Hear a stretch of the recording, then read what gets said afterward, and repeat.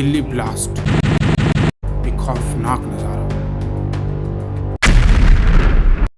जिसने लगभग 15 से ज़्यादा लोगों की जान ले ली। लेकिन क्या आपको पता है कि ये एक प्लान बी था?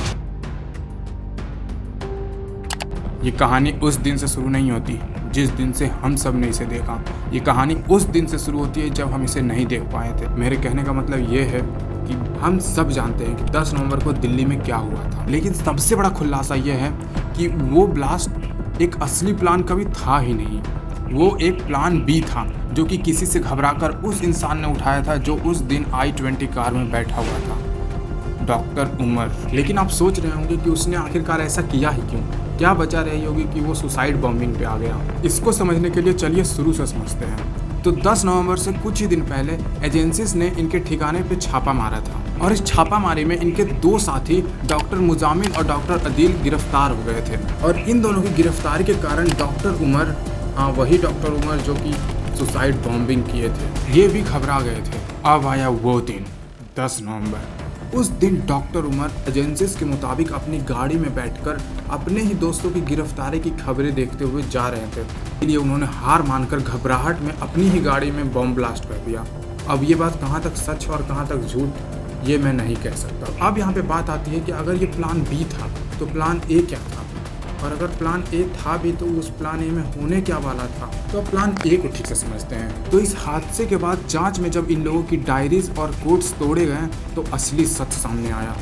उस कोड का नाम था ऑपरेशन D6। टारगेट तारीख था 6 दिसंबर, बाबरी मस्जिद विध्वंस की वर्षी में। इसका मकसद सिर्फ एक ब्लास्ट करना नहीं था, बल्कि इंडिया के 4 अलग अलग शहरों में 32 पुरानी गाड़ियों में बॉम्ब भर के सबको एक सीरियल में ब्लास्ट करना था। इस ऑपरेशन D6 के लिए उन्होंने 2900 किलो विस्फोटक फरीदाबाद में जमा कर रखा था। और इस प्रॉपर प्लान के पीछे कोई छोटा मोटा ग्रुप नहीं था, एक टेरर स्टार्टअप था। इसे कोई अनपढ़ लोग नहीं बल्कि वाइट कॉलर प्रोफेशनल्स चला रहे थे, जिसके CEO या बॉम्बर खुद डॉक्टर उमर ही थे, जो कि एक कॉलेज प्रोफेसर भी हैं। वो एक बॉम्ब मेकिंग एक्सपर्ट भी थे। इस टेरर स्टार्टअप कंपनी का HR हेड मैडम सर्जन और डॉक्टर साहिम साहिद थी, जिसका काम था जैश-ई-मोहम्मद के लिए इंडिया का ऑफिशियल वुमेन्स विंग बनाना। ये सीधा पाकिस्तान में जैश चीफ मशहूर अजहर की बहन सादिया अजहर से ऑर्डर ले रही थी।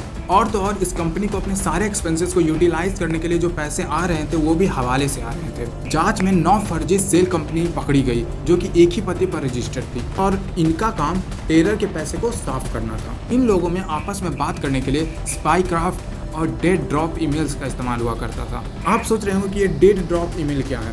तो डेड ड्रॉप ईमेल एक ईमेल होता है जो कि ड्राफ्ट में लिखा जाता है, पढ़ा जाता है और फिर डिलीट कर दिया जाता है बिना सेंड किए, ताकि कोई सबूत ना बच सके। अब बात करते हैं आगे। अब आता है इनका एक टेक्निकल बंदा जासिर वानी।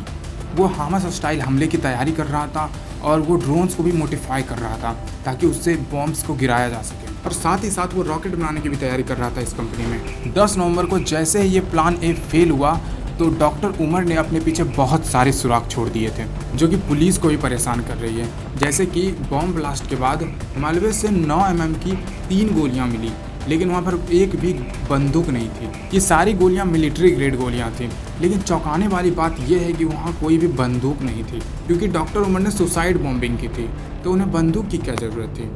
और अगर उन्हें बंदूक की ज़रूरत थी भी तो बंदूक वहाँ पे क्यों नहीं थी? सिर्फ गोलियां ही क्यों थी वहाँ पे? और तो और मलबे में डॉक्टर उमर के जूतों के टुकड़े मिले जिस पे TATP विस्फोटक लगा हुआ था। इसका मतलब ये है कि उनके पास गाड़ी के बॉम्ब के अलावा एक शू बॉम्ब भी था। पर क्यों? और आखिरकार बॉम्ब्स का ट्रिगर किसके हाथ में था?